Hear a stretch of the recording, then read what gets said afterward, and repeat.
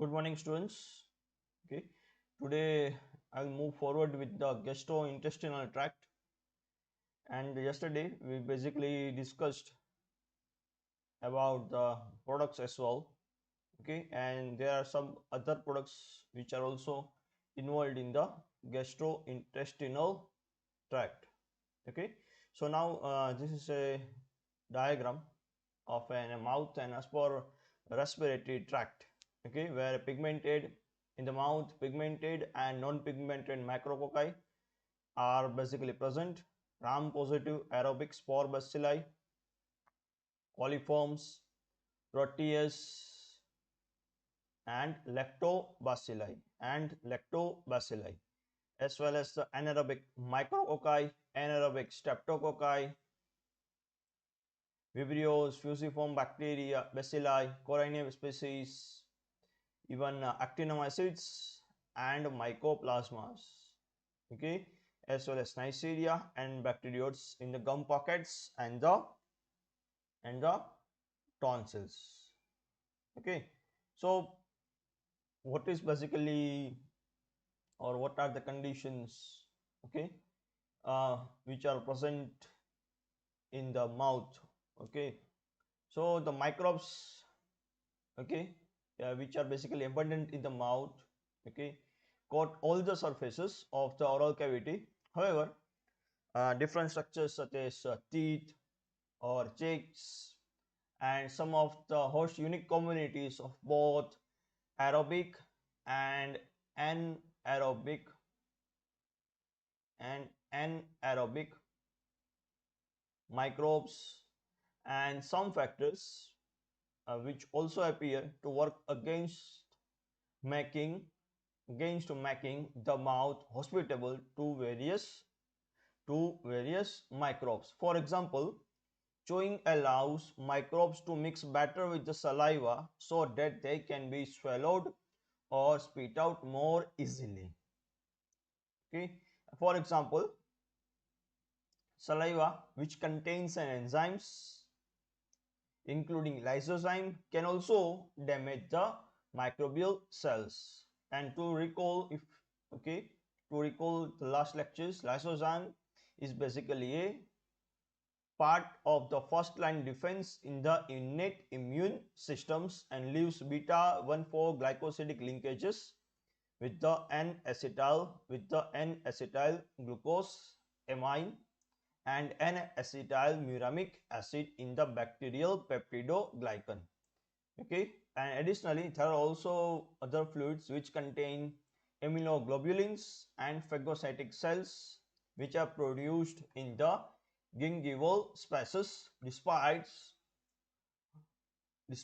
all of these chemical and mechanical activities, microbes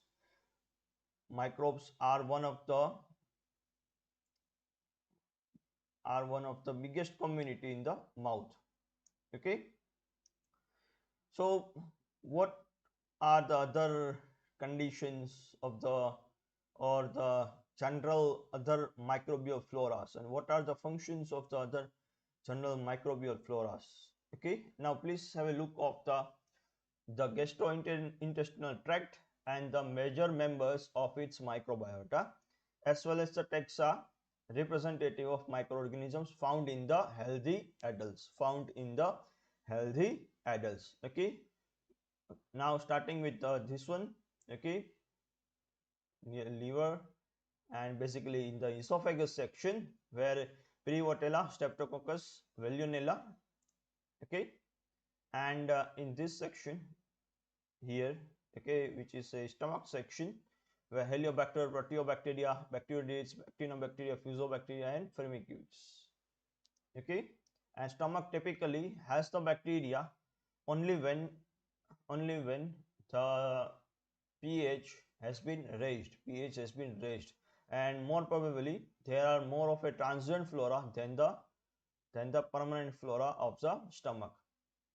Okay, and in this jejunum, which contains enterococci and lactobacilli, and in the case of ileum, okay, in case of an ileum, as well as the large intestine, which contains bacteroids, Bifidobacterium, Clostridium, Enterobacteria, Enterococcus, Escherichia,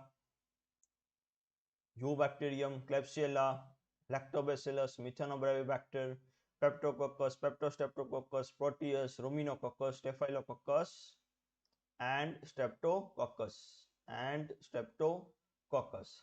So what are the major physiological processes here, okay, which occurs in the gastrointestinal tract?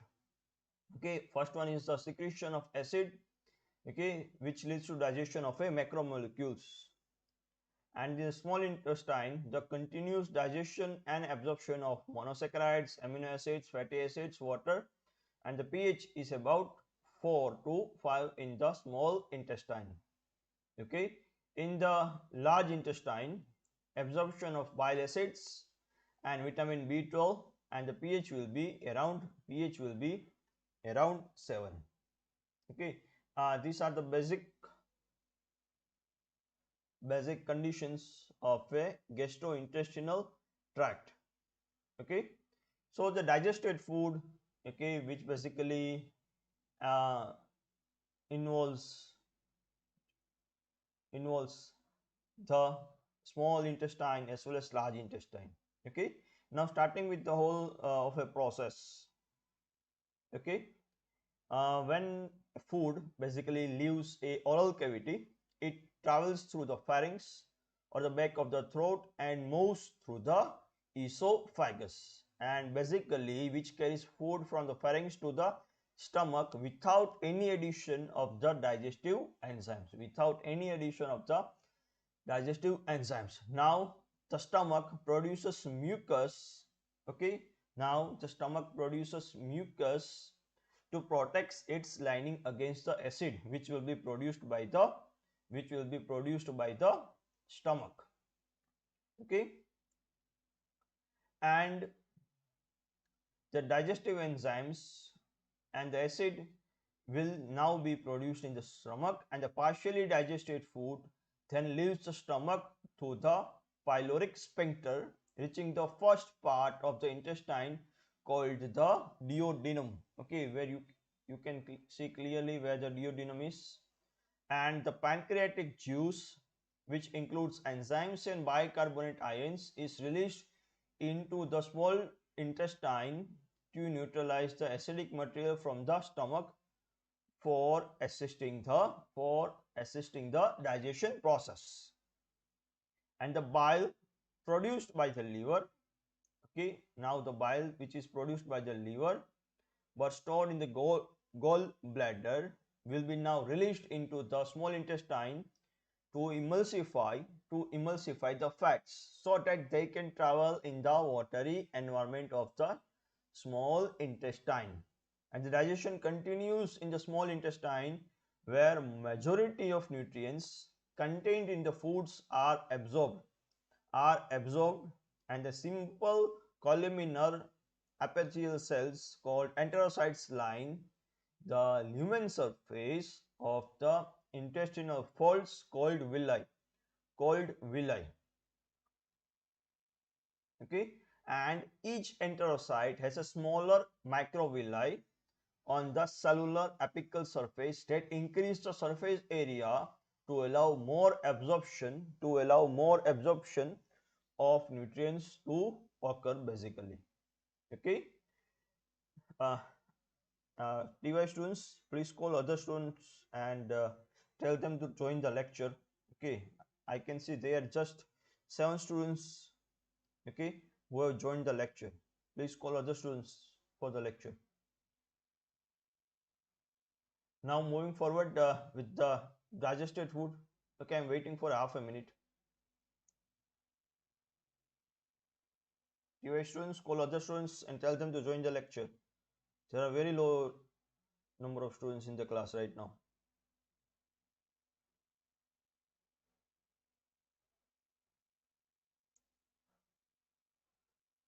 Even one student is itself from the second year, Kinjal Joshi.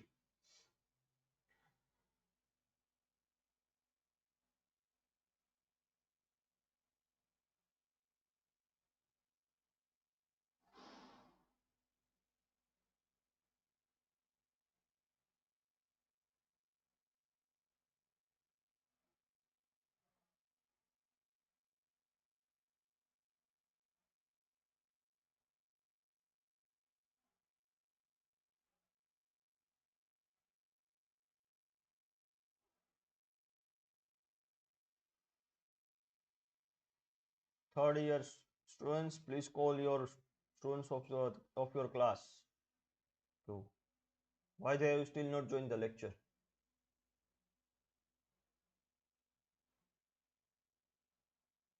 Okay, now moving forward with the digestion process. The digested food basically leaves the small intestine and now moves towards the large intestine or a colon, where there is a more diverse amount of microbiota in the large intestine, and near this junction there is a small pouch of large intestine called cecum, okay, which attaches to the which is attached to the appendix, and the further digestion occurs throughout the colon, and the water is reabsorbed and then waste is excreted through the rectum, okay, where you can see the rectum in the diagram, the last section of the colon and out of the body through the anus, okay. And the environment of most gastrointestinal tract is basically harsh, okay, which serves basically two purposes. One is the digestion, the second one is the immunity, okay. So these two main purposes are basically of the digestive system. The stomach, okay, which have an extremely acidic environment where the pH ranges generally from 1.5 to 3.5, 1.5 to 3.5 pH. Due to the gastric acids, they break down food as well as kill many of the microbes, and this is how a stomach prevents the infection from the pathogens, okay. And the environment in the small intestine is less harsh and is able to support microbial communities. The microorganisms present in the small intestine can include lactobacilli, diphtherioids, and even fungi. One of them, most popular one, is basically candida. And on the other hand, in the case of a large intestine which contains more number of diverse number of diverse number of bacteria, okay.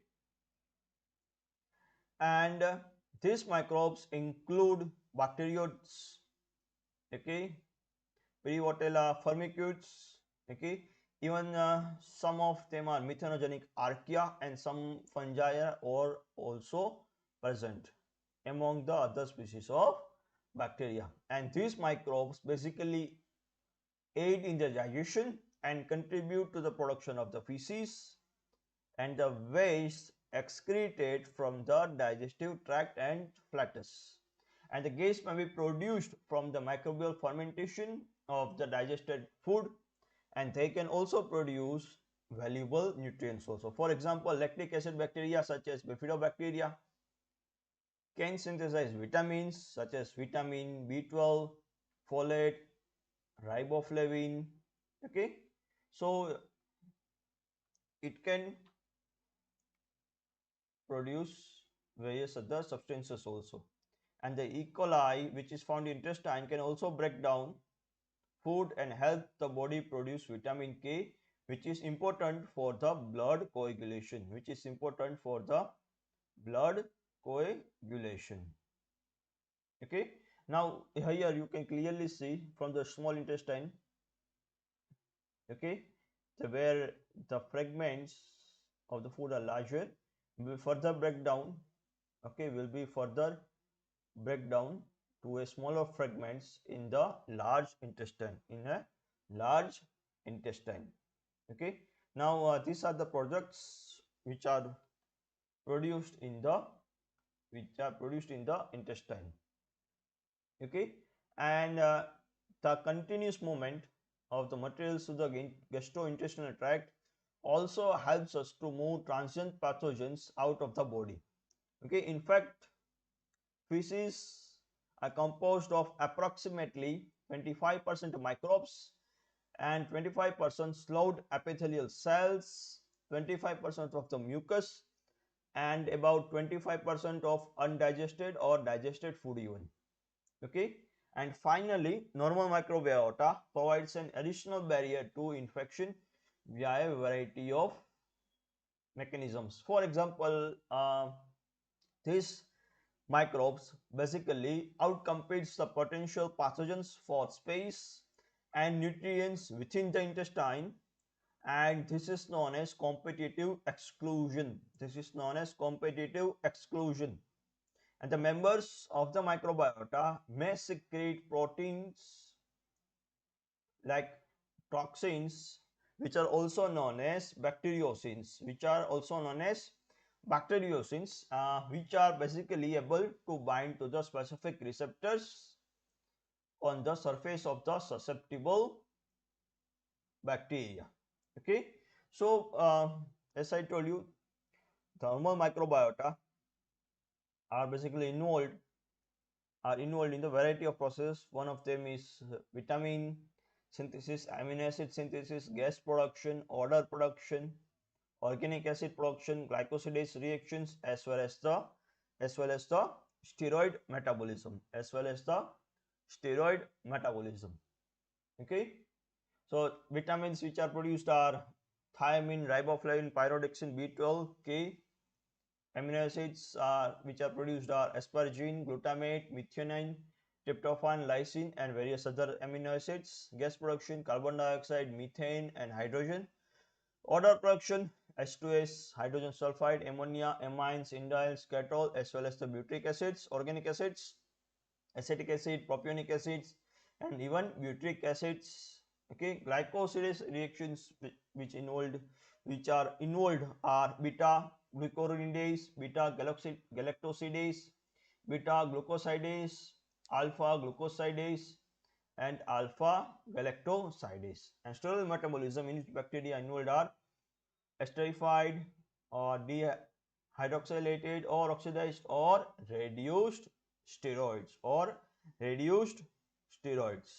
Okay, in the gastrointestinal tract, GI of the fetus is basically sterile and it becomes contaminated with the organism shortly after the birth.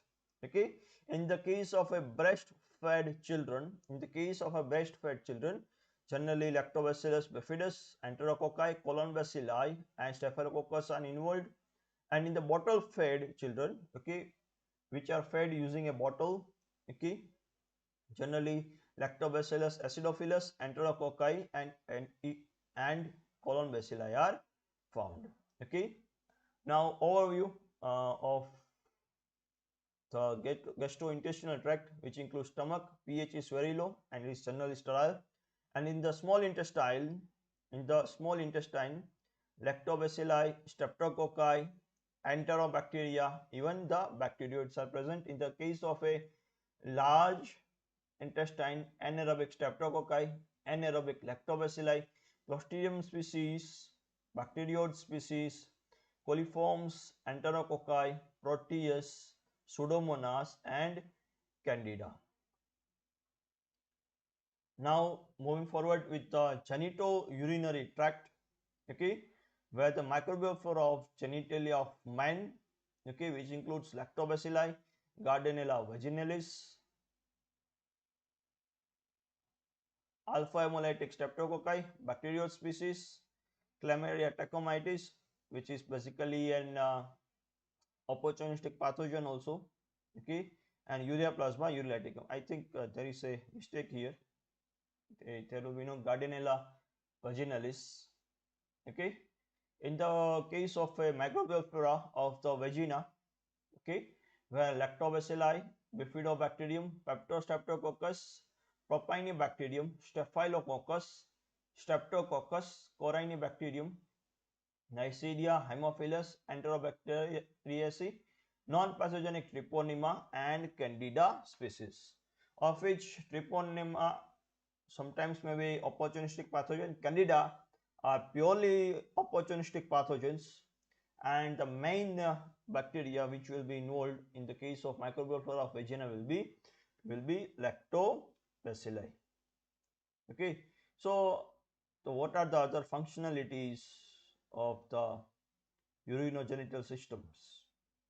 Okay, uh, there are over more than over more than 100 million, okay, more than 100 million cases of the urinary tract infections which are caused by bacteria in the world. Okay, you can have an estimate about it. More than 100 million, okay, in which sexually transmitted infections are also primarily affect the urinogenital systems and are the important cause of the patient's death also. Okay, and as you know, the males and females have different urinogenital anatomy. Urinogenital infections may affect males and females differently also. Okay, because they have different systems. Okay, both systems are not the same. Okay, now the normal microbiota,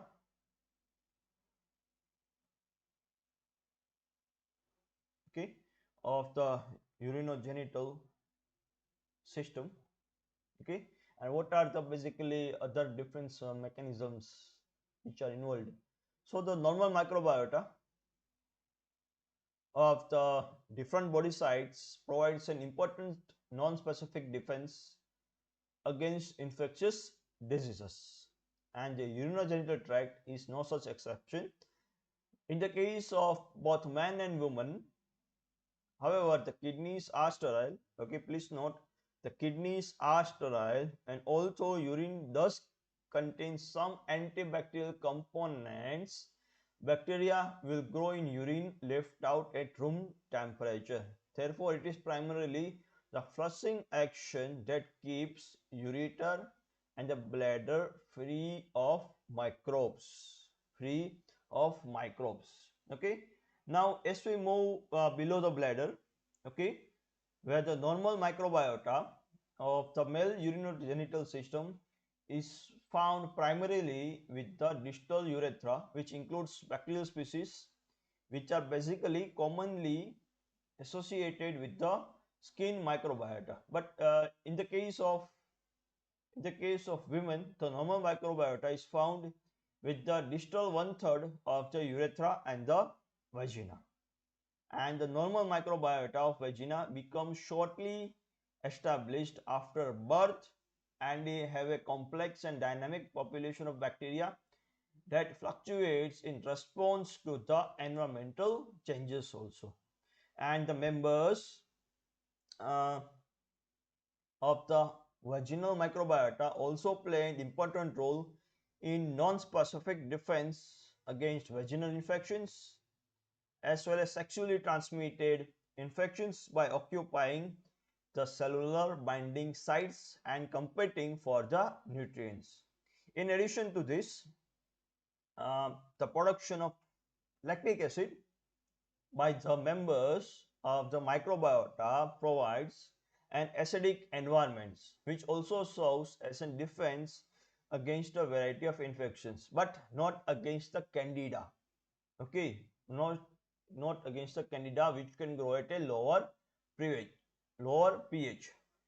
Okay, and the woman who basically lack a sufficient lactobacilli in the vagina, the lactic acid production primarily comes from the species of bacteria such as Leptotrichia, Megaspira, Atopium vaginae.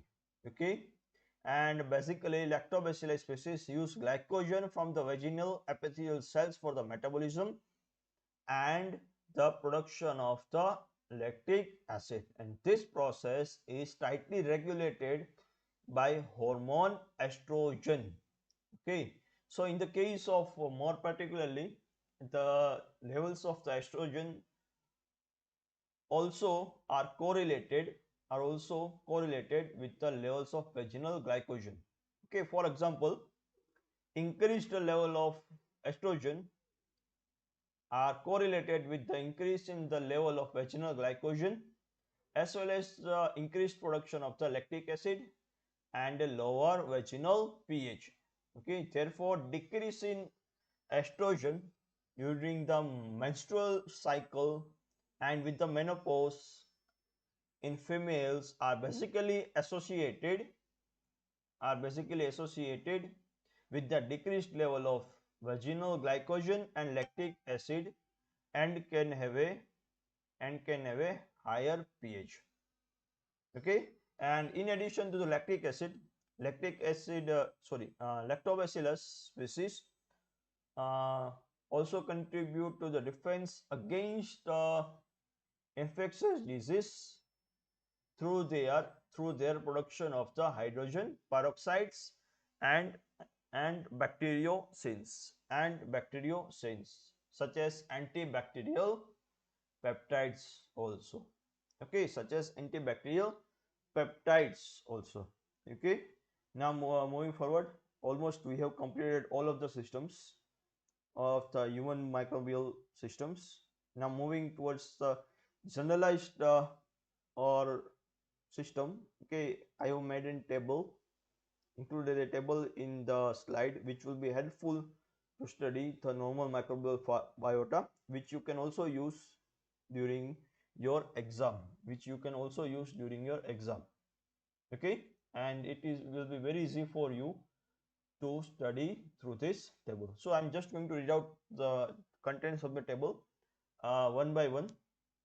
In the case of a region skin, the principal components, the components here are the normal microbial flora, okay, which includes Propionibacterium, Staphylococcus, Corynebacterium, Micrococcus, Acinetobacter, Brevibacterium, Candida, and Malaysia. Okay, and the comments, general comments regarding the skin. Okay, it will be helpful for you to understand. Okay, where the most of microbes in the direct contact with skin don't become residents because the secretion from the sweat and oil glands which have antimicrobial properties in which keratin is a resistant barrier and the low pH of the skin inhibits many microbes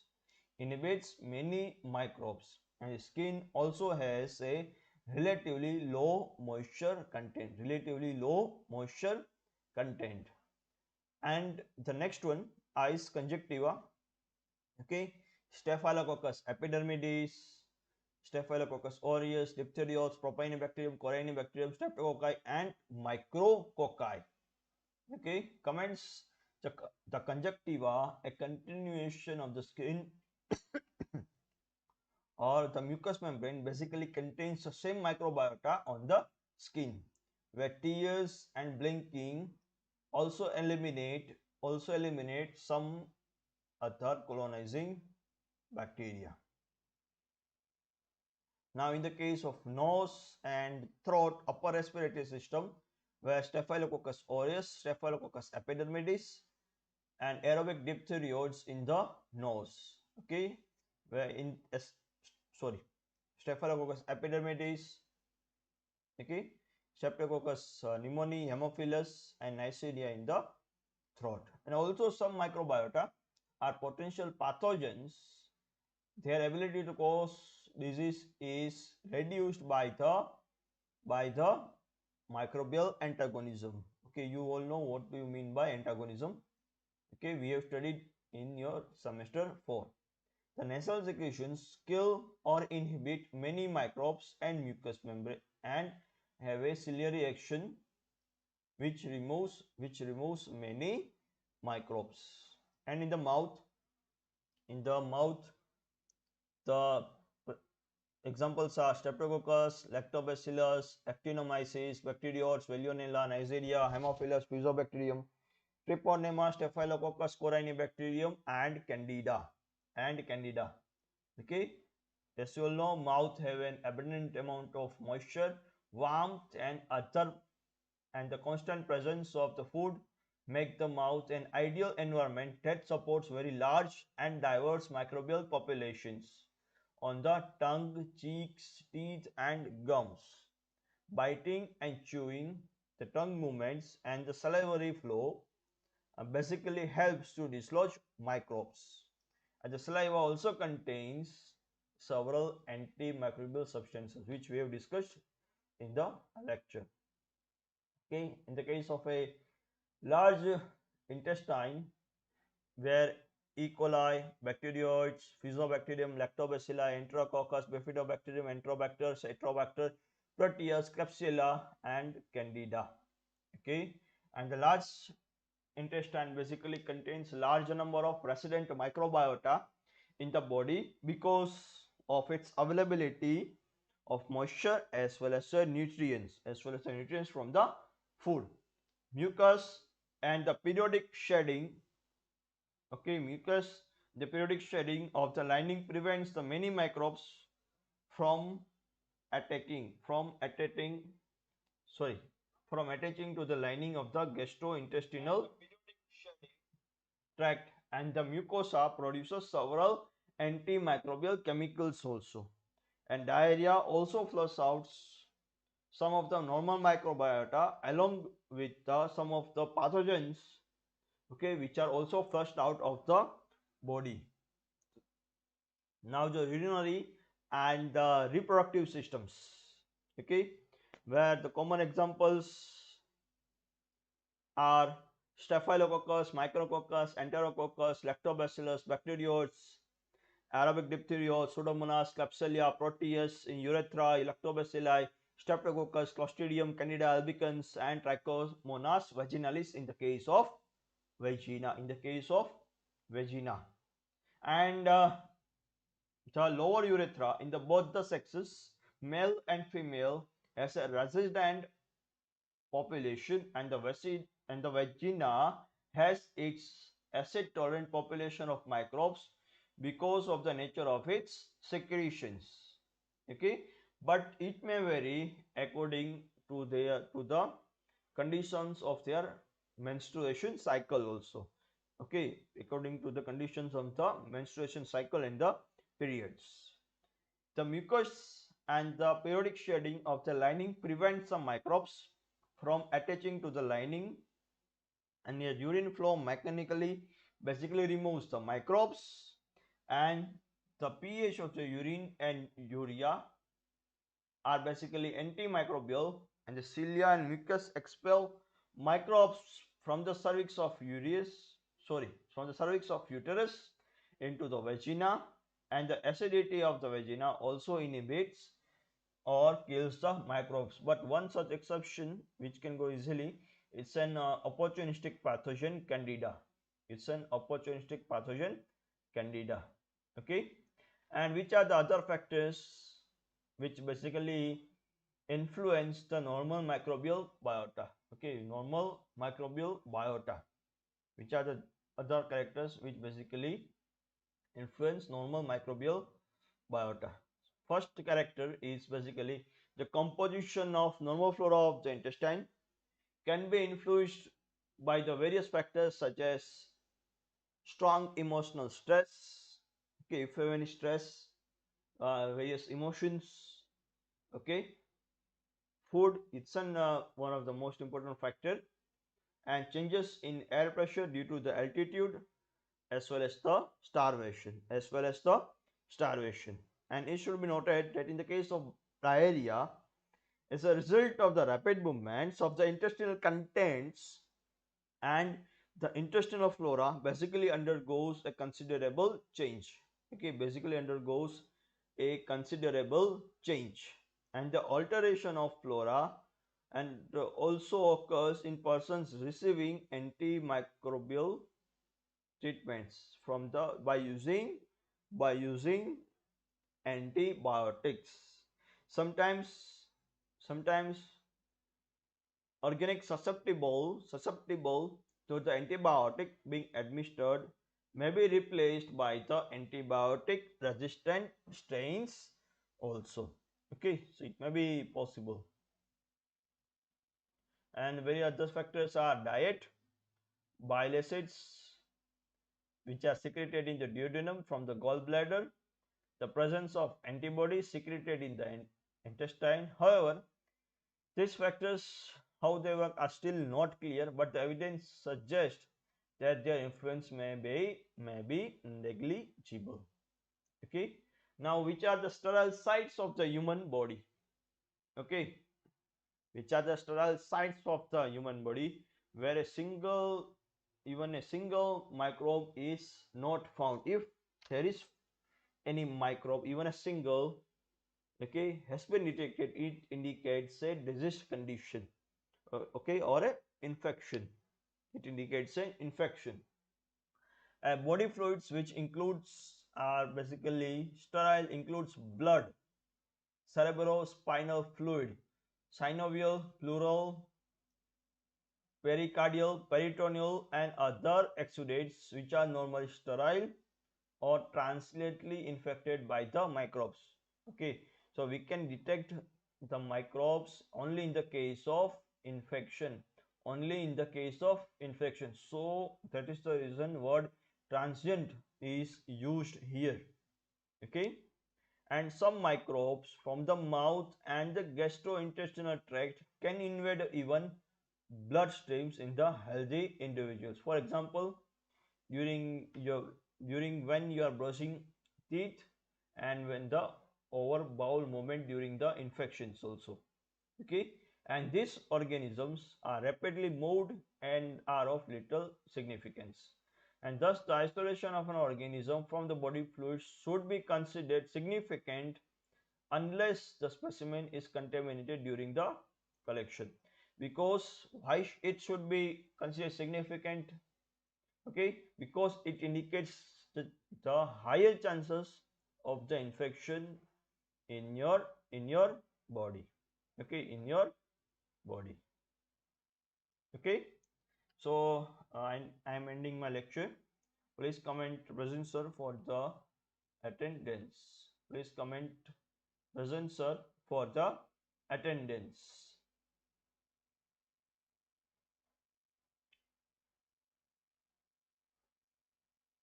and join the session of our and join the session of the WebEx of 8:40. Join the session of WebEx of 8:40.